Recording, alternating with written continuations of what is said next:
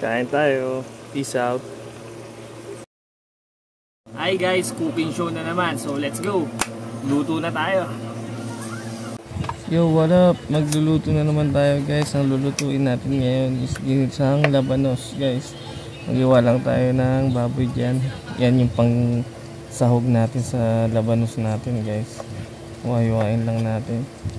Sa mga bagong viewers natin dyan, don't forget to like and share ang video natin kung may natutunan at natuwa kayo sa video natin guys. Don't forget to follow, subscribe na din kayo sa YouTube channel, andun yung link sa baba.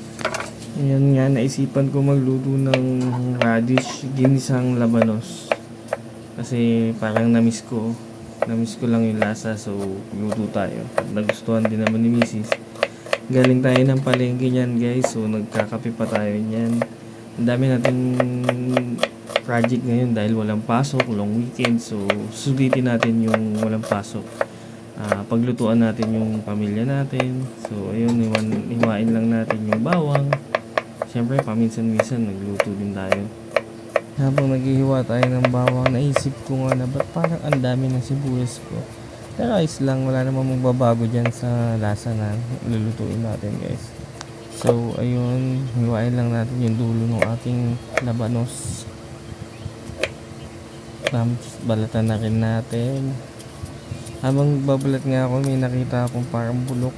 Hiniwan, tinanggal natin guys. Ayan, tinanggal natin para safe. Kung ano man yan, di ko alam kung ano yan. Hiwain na natin yung labanos natin. Ayan, bali dalawang labanos nga pala yung ginamit natin dyan. Kaya sabi ko parang ang onti nung ang dami nung bawang, sibuyas tsaka kamatis natin. Pero ayos lang, masarap naman din yung kinalabasan. Kasi yan, babad lang natin sa tubig. Tapos magbukas na tayo ng kalan. Igisa na natin yung bawang, sunod na natin yung sibuyas dyan. Ayan, so ayan, nunuin lang natin.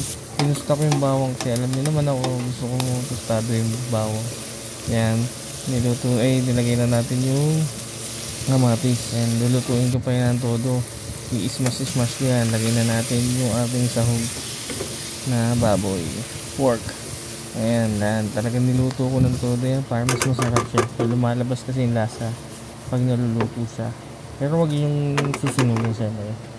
Ayan, kala mo talaga siya po, mabato-bato pa. Lagyan natin ng tubig guys. Mga 2 baso ng tubig nilagay ko dyan. Hindi ko na binidyohan. Alam nyo na yan. Dalawang beef cubes nilagay ko. Kasi yun nga, dinagdagan ko yung ginisa siya pero parang may konting sabaw siya. Kasi na-request nung ni Mrs. medyo may konting sabaw. Kasi sinasabaw niya parang sarsa niya. So ayun, pinalambot lang natin yung baboy at nilagay na natin yung labanos natin. Lagyan natin ng suka, sukal. So ayun, halu-haluin lang natin. Diyan sa point na yan, malambot na yung baboy natin.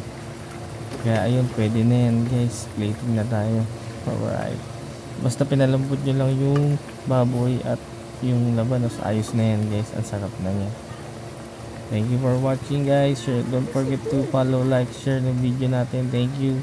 Sa mga nanonood ngayon guys, comment nyo naman kung nasan kayo ngayon, saan kayo nanonood. Kung nasa ibang bansa ba kayo guys, comment na kayo, tapos share nyo na rin guys para sa susunod na video natin, i-shoutout natin kayo. Thank you. Kain tayo. Peace out.